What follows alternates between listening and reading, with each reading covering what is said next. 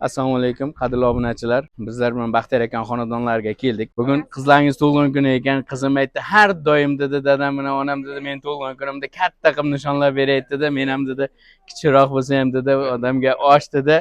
Onamga dedi, chiroyli gullar, har doim mana shu gullardek ochilib yursin dedi. Rahmat. Mayli, xo'p, rahmat. Bugun bizlar mana Halqobod Shaldiroqqa kelganmiz. Mahmud akamizni Oybek osh markazi bilan xursand qilib ketamiz, nasib bo'lsa.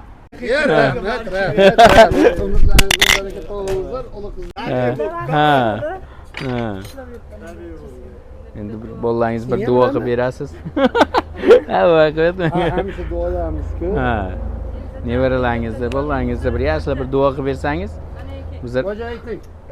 Ilmingiz bor. Otani o'g'ilga aytgan duosi chiroyli o'tadi. Ha, bu duodan ha. ayting. Allohim. Bollarimiz chetda yurgan hamma muhojirlar omadini bersin. Neki niyat qilgan bo'lsa, uylar olsin, mashinalar olsin, abaratlarni tiklab olsin-da, mazza qilib Oybek oysin zakaz qilib yuraversin har kuni. Rahmat.